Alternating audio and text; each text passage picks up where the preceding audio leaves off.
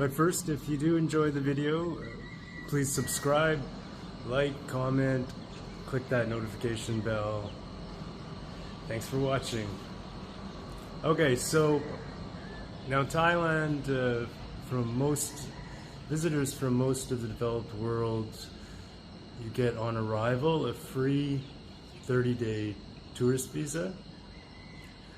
And it is possible to go to a Thai embassy just outside the country. It could be a neighboring country of Thailand. It can be in your home country. And at the Thai embassy, you can get a 60-day tourist visa. And it's easy to do, it's simple. It costs about $50 and takes a few days to process. When they do give your passport back with the visa inside, you have to use it in the next 3 months. So if you're planning your trip, don't do it, way in advance, 6 months or a year before your trip. Do it within 3 months of your arrival in Thailand. Regardless of what kind of tourist visa you get, the 30-day, the free 30-day, the 60-day, you can extend it at a local immigration office. So the total will be up to 90 days on this tourist visa extension. So that means 2 times with the free 30-day on arrival one. That's by air. Most people fly in, but you can cross the land boarding. Some people arrive by sea, by boat from another country. Now, that will cost you 1,900 baht. That's about $50. And there is a freeway, and that's to exit Thailand. Just at a neighbor, you could just do a land crossing, or you can do a short flight. These short international flights are really cheap, and you see a new place. The point is, you can come back the same day.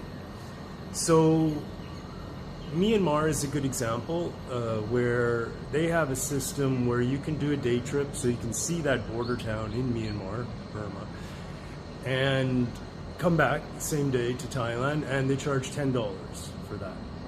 Normally a 1-month visa to Myanmar would be $50. So there's situations like that. Malaysia, for most countries, doesn't charge anything for a tourist visa up to 60 days.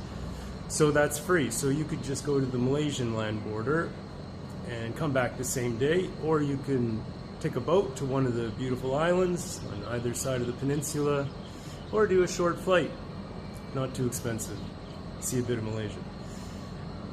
And of course you can do that with Laos and Cambodia. They all have charges as well though. So if you do it that way, you come back same day or in a few days, whatever, and you'll get a new free 30-day tourist visa. But you can only do this 2 times a year, 2 times in a 12-month period. So just be aware of that. And always remember, doesn't matter if it's Thailand or any foreign country, your passport needs to have 6-month validity remaining in order to enter a foreign country. So, most people get a 5-year passport or a 10-year passport. They expire, right? Those years count down. So don't forget. I forgot once, and I got stuck in Bangladesh for 2 months, going through the long process of getting a new passport in Bangladesh. It was stressful and a big headache, and I was unprepared for it. So be prepared, always check that. I also have travel friends, same thing. It's just something that doesn't come up that much, right? You have your passport, it's valid and all that, and you forget to check. Oh, when does it expire? So 6 months. After 5 months and 29 days, your passport's essentially no good. So in a way, you think you get a 5-year passport, you actually get a 4.5-year passport. Same thing, 10-year passport It's really only a 9.5-year passport. Okay, so now we're on the Andaman coast of Tram, and beautiful Indian Ocean, white sand beaches.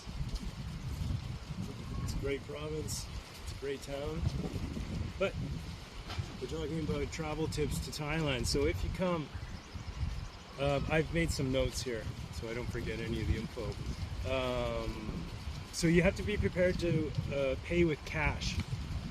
And as many small shops and even big shops like 7-Eleven don't accept international credit cards or international bank cards. So these days, even small street vendors will accept the QR code bank transfer, but you have to have a Thai bank account to do that. So forget about it if you're just visiting for 2 weeks or a month or something. So what's the solution? The solution is, first, bring a little bit of your home currency. If it's a hard currency, a strong currency, you know, you can arrive by air, land, or sea, and there is certainly at airports there are currency exchange booths. Now, one of the things is, if you arrive at a land border, there might not be an official currency exchange booth, so you might have to deal with some guy hanging around with a wad of Thai baht. So you won't get a great exchange rate. And, you know, count your money also once the deal happens. So that's why I say, if you're in that situation, just change $10 or $20. That'll get you to your destination, like your hotel, or if you're going to a smaller airport or a bus station or something like that. Because what you want ultimately is an ATM. So you have to bring your home bank card. I don't recommend your home credit card for ATMs. So they're everywhere, and it's no problem. It's very easy. The only slightly not great thing about Thai ATMs is they have a very high service charge. It's 220 baht. How much is that? That's about $6.50, and that's per time you use your card. Okay, so seriously, that adds up. If you're just like, oh yeah, I'll just get out a little bit here, a little bit there, a little bit there, it adds up. Also, because like my bank in Canada, I also get dinged every time I use it. $4 US, 5 Canadian. So it really does add up. That's why I recommend taking out a pretty big chunk of money, so you don't have to go to the ATM every couple or few days, you know. So that's a good tip. That's what I do. I take out a lot. It lasts me a month. And the reason I don't recommend the credit card is because if you use your credit, if you've never done it, if you don't know, if you use your credit card, it's essentially like a loan. It's not like you purchase something with your credit card. So meaning that though the interest the credit card company is charging you starts as soon that day. It starts that day. Whereas, you know, if you're used to using your credit card in a shop, normally, you know, your bill comes and you have like a few weeks to pay it and blah, blah, blah.